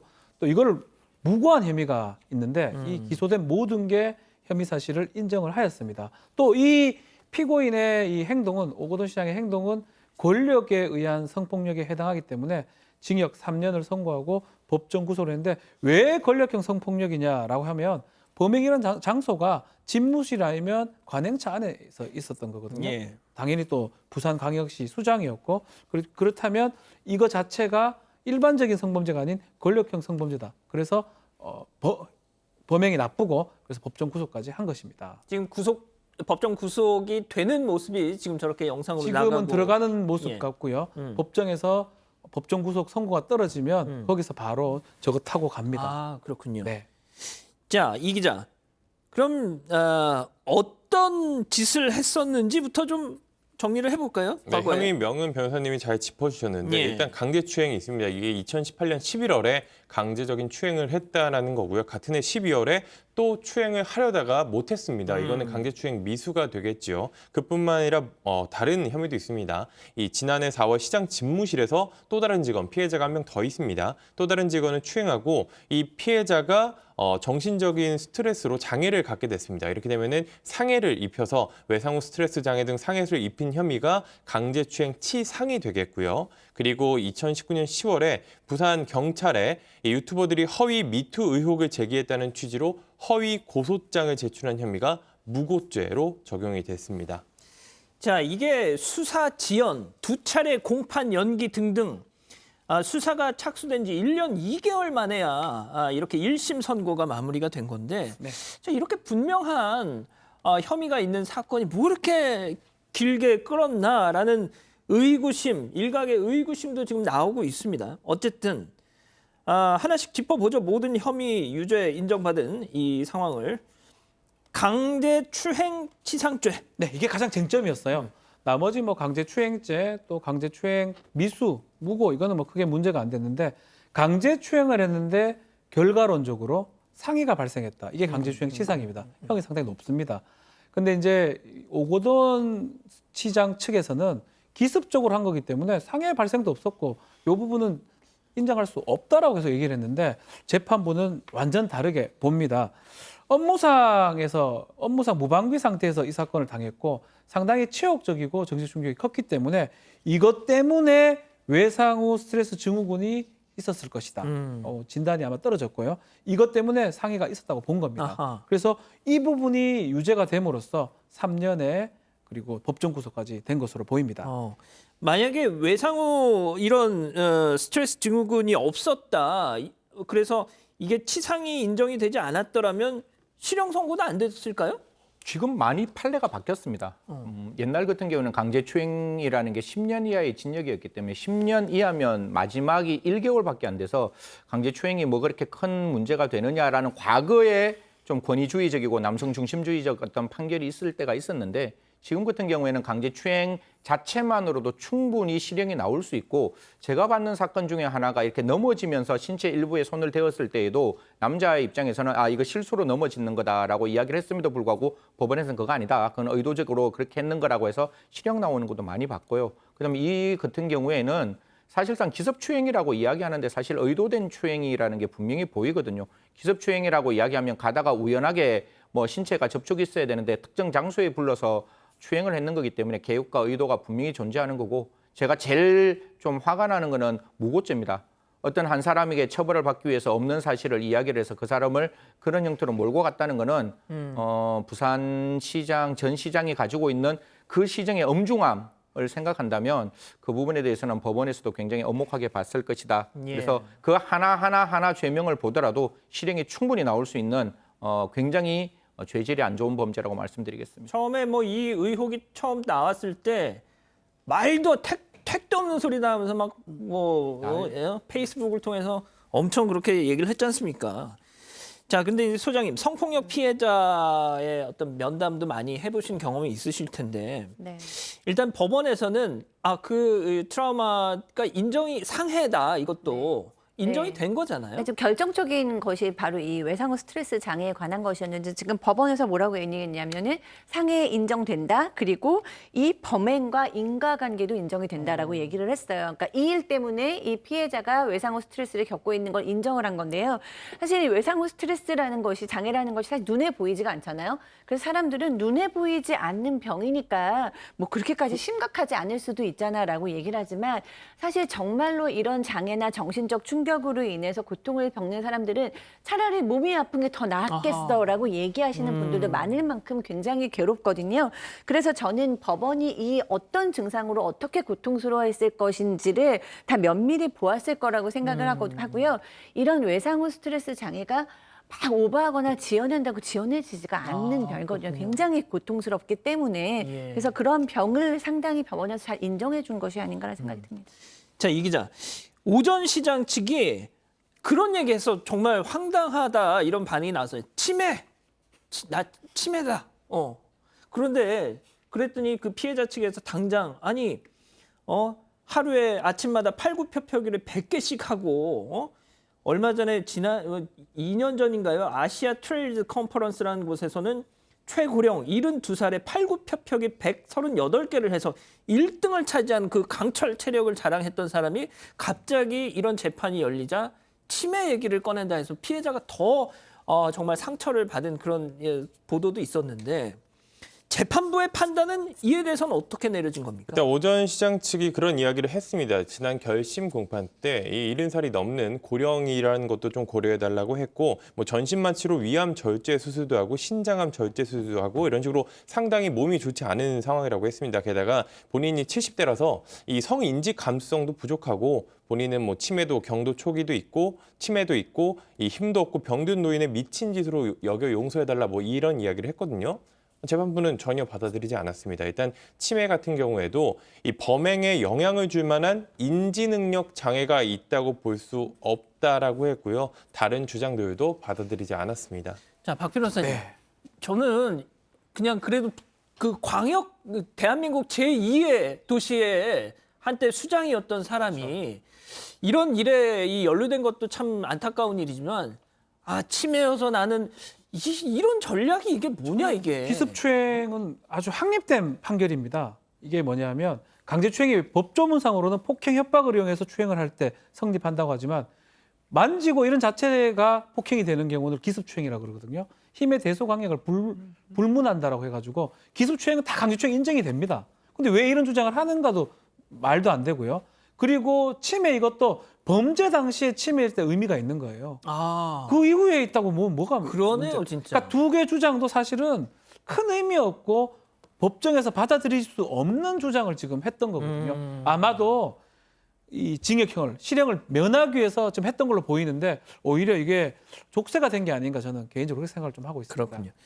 소장님 이제 그 피해자 측은 오늘 항소할 뜻을 밝혔네요. 네, 그렇습니다. 실형을 받아서 감옥으로 가서 권력형 성폭력이 징계를 받은 것은 환영하지만 성폭력의 권력형인 어떤 그런 힘의 문제로 일어난 성폭행의 뿌리를 뽑지는 못했다라고 얘기를 하면서요. 오거돈 성폭행 사건 공동대책위원회에서 항소할 뜻을 밝혔습니다. 알겠습니다. 첫 번째 법 이렇게 마무리하고요. 두 번째 재판 체크포인트 짚어보죠. 0.6초의 시간. 이게 어떤 사건 재판입니까? 어린이 보호구역에서 발생한 교통사고 사건입니다. 지난해 12월에 한 60대 남성이 자신의 차량을 몰고 대전에 있는 한 도로를 지났습니다. 거기가 학교 인근이라서 어린이 보호구역이었는데 천천히 가던 중에 인도 쪽에서 갑자기 차도로 뛰어든 7살 남자아이를 치었습니다. 당시 이 아이 같은 경우에는 술래잡기 중이었는데 보도를 달리던 중 급격히 방향을 바꿔서 도로로 뛰쳐나왔고요. 차단과 부딪혔습니다. 그래서 전치 10주의 중상을 입어서 인근 병원에서 치료를 받았는데요. 사고 현장 주변 도로 양쪽에는 자동차들이 빽빽히 주차돼 있던 상황인 것으로 알려졌습니다. 자, 이거 뭐 스쿨존 사고니까 당연히 네. 민식이법. 그렇죠. 이 민식이법이라서 민식이법이라는 용어가 있는 게 아닙니다. 네이밍 됐던 그렇죠. 법이고 사실은 도로교통법하고 특가법, 특정범죄 가중처벌법이 있는 부분인데 어린이 보호구역 30km 이 속도를 초과해서 13세 이하의 어린이가 죽거나 다쳤을 때 적용됩니다. 만약에 죽었다면 3년 이상 또 무기징역까지 가능하고요. 상해를 입었다면 1년에서 15년 사이의 징역, 또 500에서 3천만 원의 벌금. 그래서 일반적인 교통사고보다 중하게 처벌하고 있는 거고 지금 상황은 민식이법이 적용된 결과입니다. 자, 그런데 이 60대 운전자 나는 잘못이 없습니다. 이렇게 주장을 했네요. 네, 그렇습니다. 운전자 측에서 뭐라고 얘기를 했냐면요. 도로를 달리던 아이가 갑자기 방향을 틀어서 이쪽으로 이렇게 튀어나왔고 옆에는 자동차가 빽빽이 있었기 때문에 그것을 볼 수도 없었고 그다음에 이제 운전자가 지금 제한 속도를 넘지를 않았어요. 그래서 내 잘못은 없다라고 주장했습니다. 자, 여기서 또 진짜 상당히 좀 귀가 쫑긋하는 소식이 전해진 건데 재판부가 운전자 잘못 없다 이렇게 손을 들어줬어요. 네, 무죄를 선고했는데요. 그 이유가 이 운전자가 자신이 할 수 있는 모든 거를 했다라고 하더라도 사고를 막을 수 없었을 것이다 이런 판단을 한 겁니다. 여기에 나오는 게 이제 0.6초, 0.5초가 나오는 건데 이 아이가 블랙박스 등 영상에서 보이는 시점부터 차량을 충돌하기까지 그게 0.5에서 0.6초 정도였습니다. 이 정도 시간이라면은 운전자가 뭐 전방, 좌우 주시를 다 했어도 바로 브레이크를 밟았어도 사고를 피하기 어려웠을 것이다. 이렇게 판단을 해서 무죄를 선고했습니다. 자, 그 무죄의 근거가 된 게 0.5에서 0.6초, 이른바 공주 시간이었다라는 건데 공주 시간 상당히 일단은 생소하네요. 이 과실을 좀 얘기를 할 필요. 이 사건은 고의 사건은 아닙니다. 과실로 사람을 사망케 하거나 상해한 과실 사건이거든요. 과실은 어떤 거에 대한 예견 가능성과 회피 가능성을 얘기하는 겁니다. 예견이 가능해야 되고 회피가 가능해야지만이 과실이 되는 거거든요. 근데 처음부터 예견도 안 되고 예견해봤자 회피를 못한다면 과실 자체가 성립하지 않는 겁니다. 그래서 법원은 그걸 본 거고요. 과연 이 사건에서 회피가 가능했을까를 적용할 때 공주시간이라는 어떤 개념을 적용했는데요. 공주시간은 뭐냐면 운전자가 브레이크를 밟고 피할 수 있는 시간까지가 공주시간입니다. 일반적으로는 0.7에서 1초까지거든요. 브레이크 밟고 이 서는 시간까지. 근데 이 사건은 0.5에서 0.6초밖에 안 됩니다. 다 하더라도 결국은 사고는 발생할 수밖에 없었다. 그래서 과실은 없었다라고 지금 판단한 것입니다. 예. 그러니까 저희가 뭐 민식이법 관련한 내용들 많이 전해드렸었는데 이게 그 언제서부턴가 상당히 과잉 처벌이다. 또 과잉 애초 국회 입법 단계부터 과잉 입법된 거 아니냐 뭐 이런 논란이 많았지 않습니까? 더군다나 또 일부 요즘에 대선 주자들도 뭐 그런 지적에 수긍한다 또 이런 반응도 내놓고 있더라고요. 그래서 이게 더더욱 논란이 되고 있는데 당장 저만 해도 뭐 승 의원님 마찬가지시겠지만 스쿨존 가시면 조심하죠. 딱 뭐 진짜 본능적으로 속도를 낮추게 되지 않습니까? 네네. 예. 저 민식이법 제일 처음에 나왔을 때 이 과잉입법이라고 저한테도 많은 분들이 질문을 하셨는데 저는 과잉입법 아니라고 생각을 하는 거거든요. 사실 거기서 말하는 30km라는 거는 30km 미만으로 간다는 29km로 가는 의미가 아니라 언제든지 즉시 서행해서 바로 설 수 있는 속도라는 의미인 것이 저희들이 뭐 음주운전할 때 0.03 저한테 맨날 물어보는 게 그럼 어느 정도 먹어야 돼요? 아니 0.03이라는 의미는 먹지 말라는 의미예요. 승 의원님한테 그런 걸 물어보는 사람들이 있습니까? 예. 그래서 기본적으로 제가 봤을 때에는 이 30km라는 의미도 그렇게 해석해야 되는 거 아니냐라는 생각인 거고 분명히 저 박 변호사님이 말씀 잘 주셨는데 이게 스쿨존에서 30km 미만의 안전 의무를 위반했을 때 처벌되도록 되어 있는데 지금 이 사건뿐만 아니라 또 다른 사건이 하나 있었는데 그 사건은 어떻게 됐는가 하면 아이가 자동차 앞 범퍼, 그냥 앞에 부딪혔는 게 아니라 자동차 옆에 부딪혔어요. 예. 그러면 이 자동차 입장에서는 분명히 최대한 자기 예견 가능성을 가지고 결과를 회피하기 위해서 가더라도 차 옆에서 이렇게 튀어나오는 아이들조차도 막는 것은 불가능한 거 아니냐라고 해서 무죄 판결이 나왔는데요. 분명히 제가 말씀드리는 것은 아이를 키우는 부모님 그리고 학교에 있는 선생님들도 분명히 아이가 무당횡당하지 않고 잘 갈 수 있도록 교육을 해야 할 뿐만 아니라 자동차 운전자들도 30km로 간다는 것을 29km 의미가 아니라 정말 아이를 보호한다는 마음에서 최대한 서행을 해주시기를 부탁드리겠습니다. 자, 그런데 뭐 이 민식이법이 좋은 법이다 이렇게 주장하시는 분들은 2019년에 비해서 이 법이 시행된 2020년에 스쿨존 교통사고가 15.7% 감소했다. 사망자도 절반으로 줄었다 이렇게 얘기를 하시더라고요. 그런데 또 그렇지 않다라는 분들은 코로나 때문에 지난해 이 등교 일수가 적다 보니까 당연히 그렇게 될 수밖에 없다 이렇게 또 서로 입장이 팽팽하게 맞서 있습니다. 자, 하지만 그걸 다 떠나서 지금 이 사건 경우도 그렇고 말이죠. 이 갓길의 그게 불법 더 주차. 문제예요, 사실은. 아니 이것만 없었어도 사실은 아이도 그렇고 운전자도 그렇고. 민식이법에 이제 다른 부분이 이 부분이거든요. 갓길에 불법 주정차가 돼 있기 때문에 운전자 입장에서는 아이를 못 보는 겁니다. 그러니까요. 그래서 시간도 지금 줄어들어서 사고가 나는 상황이 되는 예. 거거든요. 그래서 계속적으로 CCTV도 설치하고 더 중요한 거는 갓길 주정차를 금지하는 법안은 통과해놨는데 뭐 비용 같은 게 많이 들다 보니까 7월부터는 이제 스쿨존 내 노상 주차 자체가 폐지되고요. 10월부터는 아예 주정차가 안 되게 돼 있습니다. 막 그때쯤 되면 조금 더 사고가 많이 더 줄어들지 않을까. 그게 오히려 근원적인 좀 해결책이라 생각이 듭니다. 소장님 그럼 아시겠지만 이 민식이법에 대해서 약간 냉소적인 반응이 나오는 것이 요즘 아이들이 뭐 이 블랙박스 영상 나온 거 있지 않습니까? 민식이법 놀이다 해가지고 막 차가 오면 일부러 막 애들 뛰어가는 이런 놀이들. 네. 이게 참 그러니까요. 예. 참 저런 거. 이 예. 놀이가 그렇죠. 약간 고학년 애들이 더 이제 재미로 만들었다는 얘기도 들었는데 오늘 사고를 난 아이는 민식이법 놀이를 한 건 아니고 이제 장난으로 술래잡기를 하다가 이런 사고를 당했다고 합니다. 근데 이런 민식이법이든 술래잡기든 도로에서 하는 건 너무 위험하고 그 아이들이 그런 놀이도 하지 못하게 보호하는 것까지도 어른의 몫인 것 같아요. 그래서 민식이법이라는 것이 뭐 사실은 굉장히 좀 괴상한 이름을 갖게 되었는데 그렇게 길거리에서 놀지 못하도록 그 책임은 부모한테 있도록 하고 아이들에게도 아주 예방 교육을 철저하게 시키는 방법밖에 없을 것 같습니다. 알겠습니다. 자, 오늘 법 이렇게 정리하고요. 계속해서 사건 상황실 이어갑니다.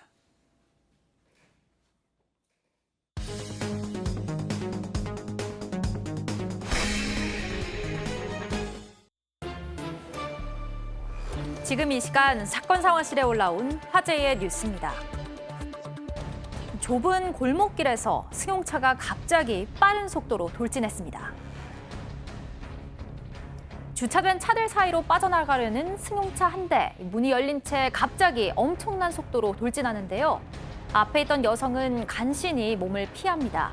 지난 18일 대구에서 일어난 일입니다. 사고를 낸 운전자는 차에서 떨어졌지만 크게 다치진 않았고 승용차를 피하려던 행인 여성은 주차된 차와 부딪혀 넘어졌는데요. 알고 보니 운전자가 실수로 가속 페달을 잘못 밟은 것이었습니다. 하마터면 큰 사고가 날 뻔한 아찔한 상황이었습니다. 9천억 원대 불법 도박 사이트를 운영한 일당이 경찰에 검거됐습니다. 경기 남양주의 한 빌라, 경찰이 여행용 가방을 뒤지자 검은 봉지에 든 현금 다발이 끝도 없이 나오는데요. 지난 2016년 3월부터 최근까지 5천여 명의 회원을 상대로 9천억 원대의 도박을 벌인 일당의 사무실입니다. 추정되는 범죄 수익금만 약 40억 원.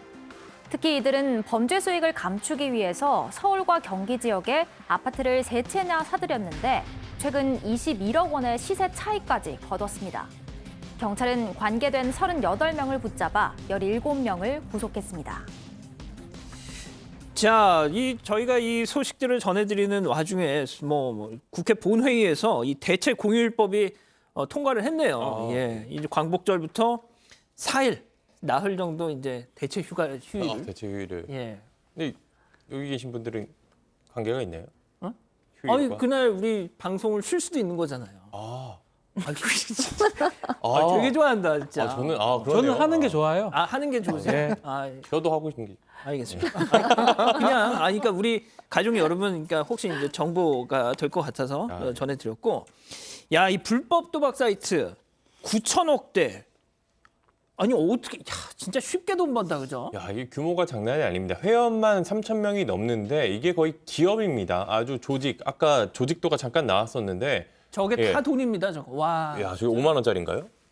야, 1,000원짜리로 해도 저 정도면 엄청 많을 것 같은데 5만 원짜리입니다, 저게. 이 기업식으로 뭐 회원관리팀, 환전팀, 게시판 관리팀, 국내 총판팀 이런 식으로 아주 조직적으로 이런 불법 이윤을 챙겨왔습니다. 종업원 관리까지 했는데 심지어는 이 운영자가 이게 너무 장사가 잘 되니까 지인에게 팔았어요.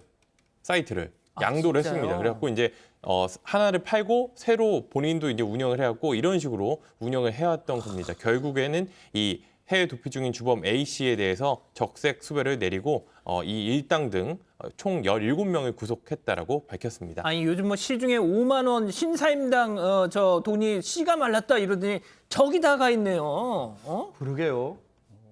원래 이제 범죄 수익이라는 게 과거 같은 경우에는 저렇게 은닉을 하면 사실 할 수 있는 방법이 많이 없었어요. 지금 같은 경우에도 범죄를 했는 그 도박단이 다른 브로커를 사용해서 제3자의 이름으로 저 아파트를 가지고 있는 건데 이런 경우에 옛날 같은 경우는 3자 수익이기 때문에 안 될 수 있는 가능성도 있었지만 지금 같은 경우에는 범죄 수익 환수 등에 관한 법률에 따라서 범죄 수익을 그 자체로 가지는 것만 해도 범죄가 될 뿐만 아니라 제3자에게 넘어가는 재산까지 가져올 수 있도록 만들었기 때문에 지금 같은 경우는 거의 범죄단체 조직과 가능한 거고 다만 지금 같은 경우에는 유죄 판결을 받아야 돼요. 그러니까 그 외국에 가는 그 총책을 반드시 데리고 와야 됩니다. 데리고 와서 유죄 판결 빵 받게 만들고 지금 갖고 있는 재산 딱 빼앗아 가지고 피해자들에게 돌려줘야 한다. 뭐 도박이기 때문에 피해자는 아니겠네요. 국가가 딱 가지고 선한 데 썼으면 좋겠다라는 말씀드리겠습니다. 알겠습니다.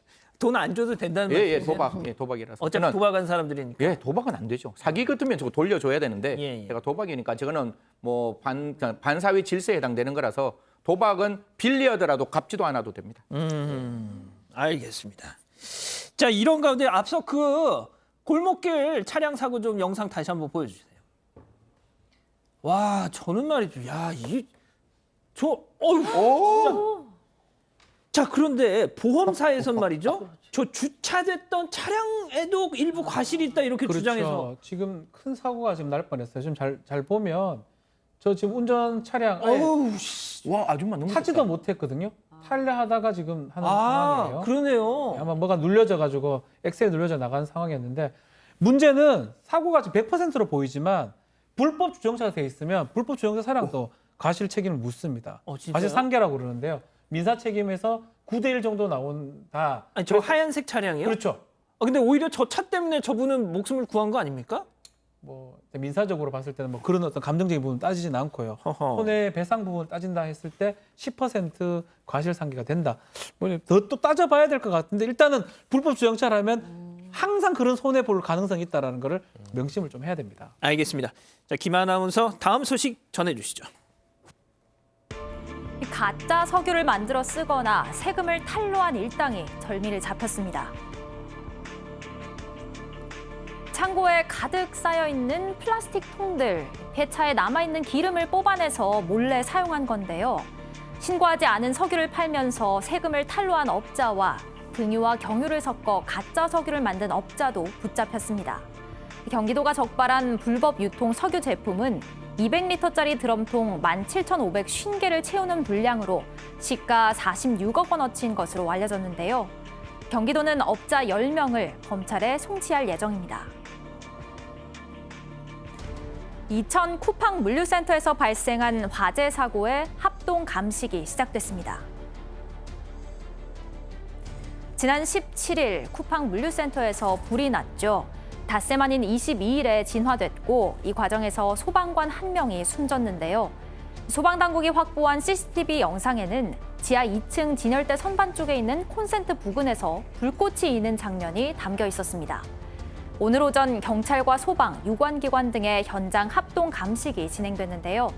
이들은 화재가 시작된 것으로 추정되는 물류센터 지하 2층을 중심으로 화재 원인과 확산 경위, 스프링클러의 작동 시간 등을 면밀히 살펴볼 계획입니다.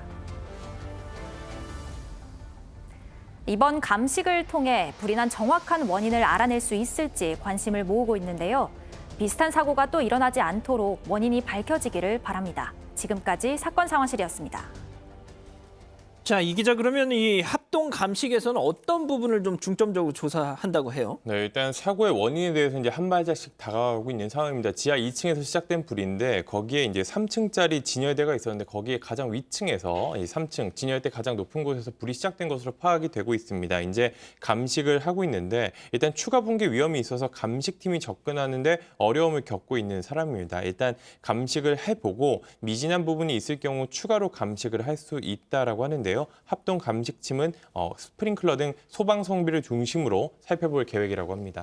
자, 승 의원님, 이 스프링클러 이거 진짜 이 작동이 8분인가 늦었다는 그런 얘기가 있었는데 이것도 확인이 가능할까요? 뭐 이제 전문가들께서 그런 말씀을 주시네요. 이제 공화성 우석대 소방방지학과 교수의 입장에 따르면 스프링클러를 꺼두거나 조작했을 경우 수신기에 기록이 남아있다. 이게 전자 기록이잖아요. 그래서 수신기에 기록이 남아있어 확인할 수 있을 뿐만 아니라 화재 감식이 작동 시간도 수신기에 기록되기 때문에 이게 과연 조작됐는지 안 됐는지를 확인할 수 있을 뿐만 아니라 박재성 숭실사이버대 소방방지학과 교수 역시 그 해당 건물에는 R형 수신기가 설치되어 있고 스프링클러, 화재, 자동 화재 탐지 설비 수신반 등이 탑재되어 있기 때문에 그게 정상적으로 작동됐는지 작동되지 않았는지를 확인할 수 있다라고 말하고 있습니다. 자, 가짜 석유를 불법으로 유통했는데 그 규모가 시가 46억이다. 네, 이게 200리터 드럼통으로 17,000여 개 분량이라고 합니다. 상당히 많은 거죠. 와. 이 엄청난 근데 이게 리터로 하면은 351만 리터인데 일단 증빙 자료 없이 불법으로 석유를 거래해서 세금을 탈수한 것도 5억 원이 넘어간다라고 하는데요. 결국에는 무더기로 다 붙잡혀서 조사를 받게 됐습니다. 자, 이거 가짜 석유 판매하면 그렇죠. 어떤 처벌 받을까요? 가짜 석유가 두 개예요. 환경에도 안 좋지만 차량 크게 아, 사고 날 수 맞습니다. 있습니다. 맞습니다. 그래서 가짜 석유 처벌되는데 석유 및 석유 대체연료 사업법에 이렇게 가짜 석유를 제조하거나 판매하게 되면 5년 이하의 징역 또는 2억 원 이하의 벌금에 처할 수가 있습니다. 또 이거 말고도 과징금이나 뭐 구청이나 관할 당국에 또 단속도 받을 수 있으니까 이렇게 해서는 안 되겠죠. 알겠습니다. 자, 사건 상황실 이렇게 정리하고요. 이어서 사건 현장 갑니다.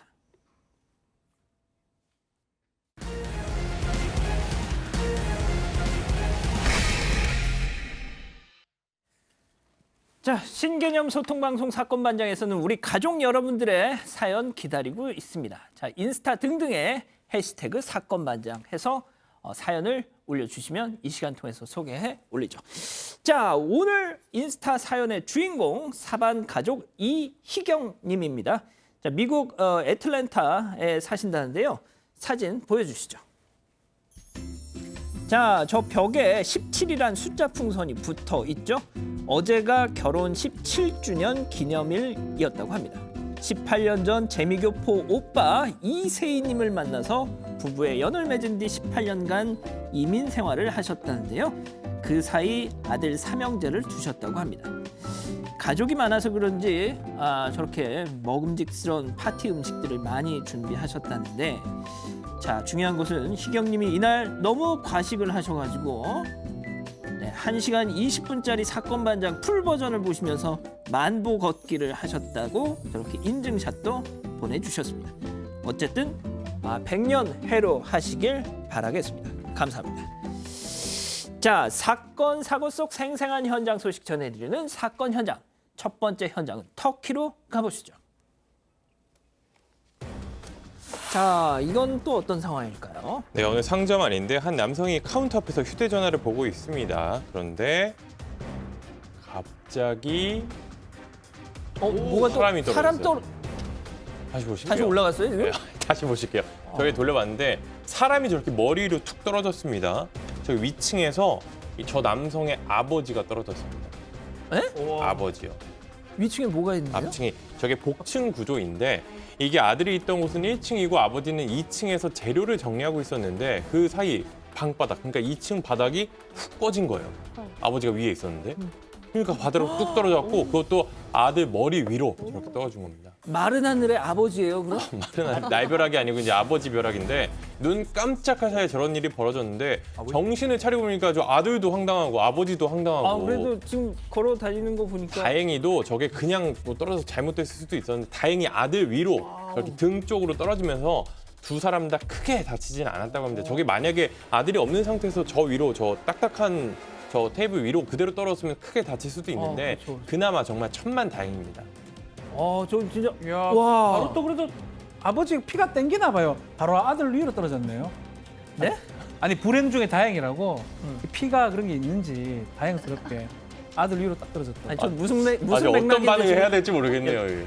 그 무슨 맥락인지 제가 이해를 못해서. 아버지 아들이 참 우정이 뭐 그런 게 있는 거 아름다운 우정 같은 거. 우아해. 예. 우아해. 자, 다음 현장 중국으로 이어갑니다. 전 중국 도로만 나오면 불안합니다. 예, 도로가 나면 좀 위험한데 전기 자전거 한 대가 보셨어요? 지금 멈췄는데 전기 자전거 한 대 빠르게 오다가 검은색 차량에 부딪히는 사고가 났습니다. 추돌인데 자전거 운동자가 넘어지면서 차량 밑으로 빨려 들어간 상황이었는데 사격을 목격한 시민들이 하나둘 모여들었고 신고를 받고 출동한 경찰도 지나가는 차를 멈춰 세웁니다. 그러고는 일단 사람이 차 안에 깔렸잖아요. 그래서 저렇게 달려 들어갔고 사람을 이제 구조하자고 몰려들기 시작했습니다. 아니, 저 지금 어떻게 지금 설마 저걸 들어 올리려고? 네, 일단 급한 대로 뭐 지게차 같은 게 없기 때문에 시민들이 이제 왼쪽에 몰려들어서 힘을 합쳐서 한 번에 들려고 했는데 저게 안 됐던 건가 봐요. 그래서 어떻게 하면 안전하게 다시 논의를 하더니 와. 더 이제 왼쪽으로 아예 몰려서 우르르 해서 들었더니 저런 식으로 한쪽으로 들었던 거죠. 사고가 일어난 지 조금 얼마 지나지 않아서 저렇게 번쩍 들어올렸는데 1분도 안 돼서 차 밑에 깔려있던 자전거 운전자를 무사히 구했다라고 합니다. 다친 데는 없을까요? 일단 사고 당시에 이 운전자가 헬멧을 쓰고 있었다라고 해요. 그래 머리를 보호하고 있었기 때문에 생명을 위협할 정도의 중상은 입지 않았다고 하는데요. 이럴 때 다시 한번 헬멧의 중요성, 자전거든 뭐 전동기든 뭐 어떤 오토바이를 타든 헬멧 꼭 쓰셔야겠습니다. 승현님 뭐 하실 말씀 없으세요? 저요? 없으시군요. 알겠습니다. 다음은 미국으로 이어가 보죠. 네, 지금 좀 믿기지 않지만 한 소녀가 벽에 끼어 있다가 지금 나오는 모습입니다. 구조대가 소녀의 몸을 잡고 이거 지금 뭐 마이애미 거기 아파트 중계 그게 아닙니다. 아닙니다. 구멍난 벽에서 지금 빼내고 있는데 소녀가 이제 무사하게 이제 밖으로 빠져나오니까 아마 이 좀 어려운 상황인데 또 구조대원들 박수도 치기도 하고요. 소녀가 지금 빠져나온 저 벽이 옷가게 탈의실이거든요. 탈의실이요? 예, 14살 소녀 지아바나 디에소인데 자신이 고른 옷을 직접 입어보기 위해서 탈의실에 들어갔는데 남동생이 빈센트 남동생입니다. 장난을 쳤어요. 입구 쪽에서 문을 닫아가지고 소녀가 탈의실에 갇혔다고 합니다. 당시 상황을 소녀의 이야기를 통해서 한번 들어보도록 하겠습니다. And then you just hear it slam, and then I just waited to see if it would open, see if they can open it from the outside. And I'm just trying to push on it, and they're pulling, and it's just not opening. 이 박 변호사님이 하니까 되게 어색하다. 예, 어색하다고 해? 어색하다고요? 농담입니다. 예. 아니 그런데 탈의실 문을 예. 야 동생아 문 열어줘. 문 열면 되잖아요. 자, 문제는 탈의실 밖에 있던 사람들이 문을 열려고 했지만 문이 꼼짝도 안 했던 것입니다. 남동생도 누나가 이렇게 될 줄은 몰랐겠죠. 뭐 장난친 건 아닌데. 신고를 받고 출동한 지금 구조대. 이 사람들도 열기 힘들 정도로 굳게 잠겨 있었다고 하는데 이 탈의실 문이 열려고 해도 열리지 않았던 이유가 예. 따로 있었다고 합니다. 뭐요? 이유요? 예. 과거 이 건물이 은행이었어요. 이 탈의실은 은행의 지하 금고였는데 탈의실 문 자체가 강철로 된 금고문이었던 거예요. 금고. 그렇죠. 이 구조대가 문이 아닌 벽을 통해서 소녀를 구조하는 게 낫다고 판단했고 뭐 해머 드릴 또 각종 도구를 이용해서 벽에 구멍을 뚫기 시작했고 그래서 아마 상황이 좀 어려웠는데 구조 당시 상황도 어땠는지 한번 들어보겠습니다. I was extremely scared. I was very nervous. I didn't know how long it would take to get her out. I was hysterically crying. We were very worried about if this was a safe, any type of air movement or oxygen into her right away. So if you look, we popped that hole right away. 진짜 영화 같은데 그렇죠. 보면 맞아요. 금고 뚫느라고 막 별의별 안 뚫어져요. 그러니까 안 되잖아요. 아예 그 금고는 강철입니다. 예. 그래서 아예 안 되니까 벽돌이나 콘크리트를 뚫는 게 낫겠다고 판단한 것 같고 50cm 단단한 벽을 뚫는데 얼마 걸린 줄 아십니까? 얼마요? 90분이 걸렸습니다. 진짜. 소녀 상당히 힘들죠. 탈의실 안에서 지금 저 안에는 소녀가 있는 거고요. 있고요. 숨을 좀 쉬어야 되니까 이 숨에 벽에 구멍을 뚫어가지고 이 소녀가 좀 몸을 또 내밀었고 결국은 구조대원이 소녀를 받아내면서 무사히 탈의실에서 빠져나올 수 있었다고 합니다. 이 소녀 남동생, 특히 남동생 되게 미안했겠죠. 그렇겠네요. 근데 뭐 갑작스러운 사고에 많이 놀랐을 텐데 보는 것처럼 지금은 잘 지내고 있다고 합니다. 누나한테 잘해라. 아마 제가 하는 얘기는 아니지만요. 예. 잘해라. 잘하는 게 잘하겠죠, 좋겠죠. 뭐. 잘하겠죠. 예. 알겠습니다. 자, 다음 현장 최근 온라인에서 화제가 되고 있는 영상 보시죠. 이거는 자, 오토바이 헬멧 쓴 좀 사람이 식당에 지금 들어오고 있는데 자세히 보니까 지금 권총이 하나 있습니다.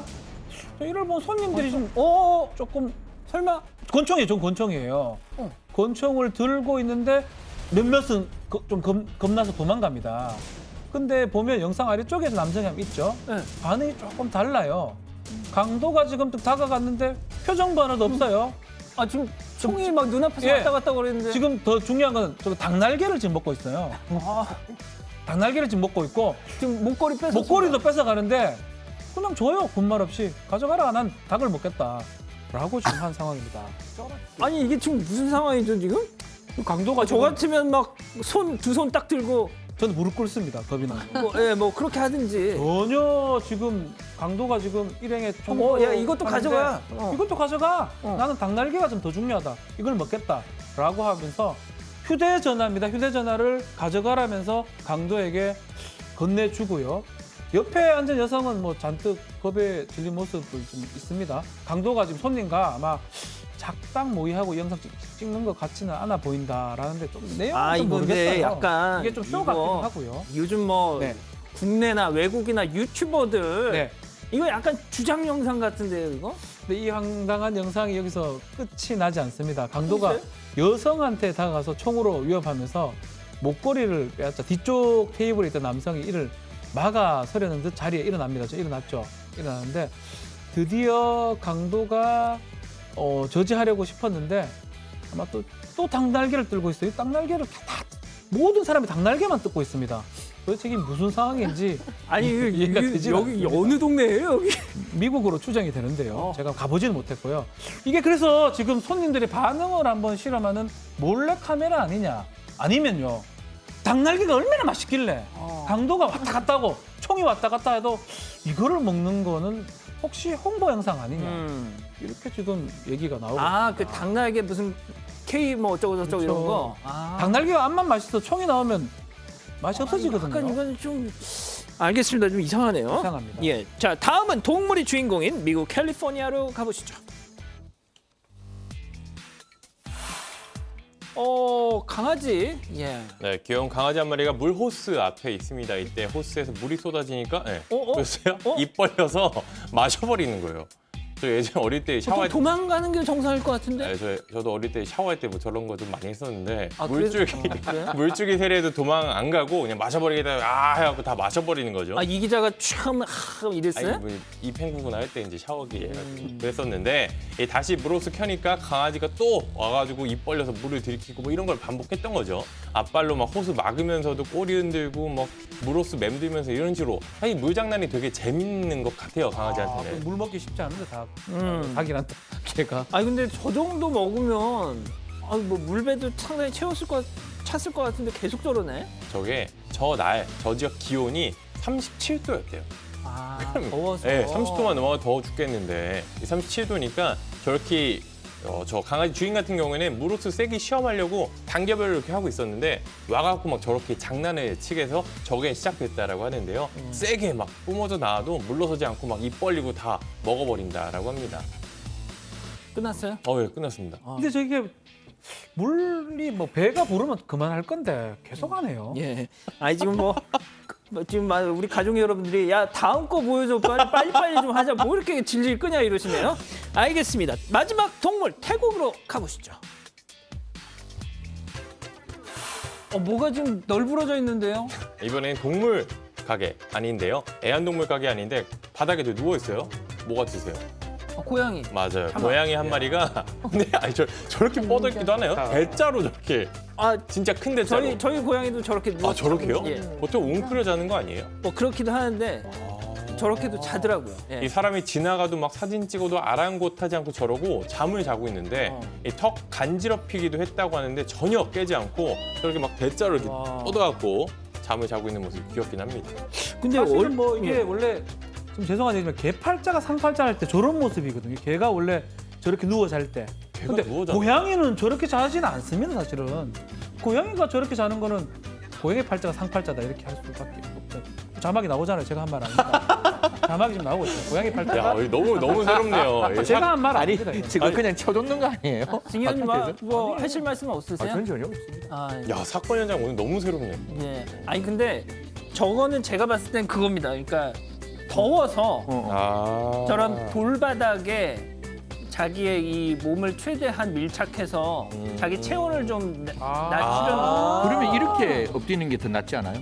뭐 그렇게 쟤는 좀 특이한지 몰라도 아무튼 제가 키우는 그 똥꾸는 그렇게 해서 이게 자기 체온을 좀 낮추려고. 저 고양이도 원래 길냥이였대요. 길냥이였는데 가게 주인이 어느 날 길거리에서 떠드는 거 보고 양줍해서 가게로 데려왔는데 저런 모습으로 이제 화제가 되고 있다라고 합니다. 어쨌든 간에 저는 뭐 저 고양이 괜찮다, 똑똑하다. 아니 뭐 저리 자면 어때요? 누가 뭘 합니까? 알겠습니다. 자, 잠깐 전하는 말씀 듣고 30초간 듣고 다시 돌아오시죠. 이것은 대한민국 프로바이오틱스의 시작이자 미래. 50여 년 역사의 장기 배양 기술부터 장내 생존율이 우수한 프로바이오틱스까지. 프로바이오틱스는 HY. 오래 사랑받는 데는 다 이유가 있죠. 인사들 불편했던 잇몸이 편안해지잖아요. 꾸준히 써보신 분들은 아실 거예요. 써보면 편안해집니다. 꼭꼭 씹는 행복. 인사들 플러스. 자, 오늘 본방에서 준비한 소식은 여기까지입니다. 곧바로 유튜브 전용 방송 사반 가족회의가 시작됩니다. 자, 유튜브 JTBC 뉴스 채널로 입장하시면 이 사반 가족회의 전용 창이 떠 있을 겁니다. 정 못 찾겠다 싶으시면 다소 번거로우시더라도 유튜브 검색창에 사반 가족회의를 입력해 주시면 역시 쉽게 찾으실 수 있습니다. 자, 오늘 사반 가족회의엔 정말 깜짝 놀랄 뉴페이스가 등장합니다. 궁금하시면 지금 입장해 주십시오. 자, 내일 본방도 별이 3개 오후 3시에 옵니다. 자나깨나 코로나 조심, 안녕히 계십시오.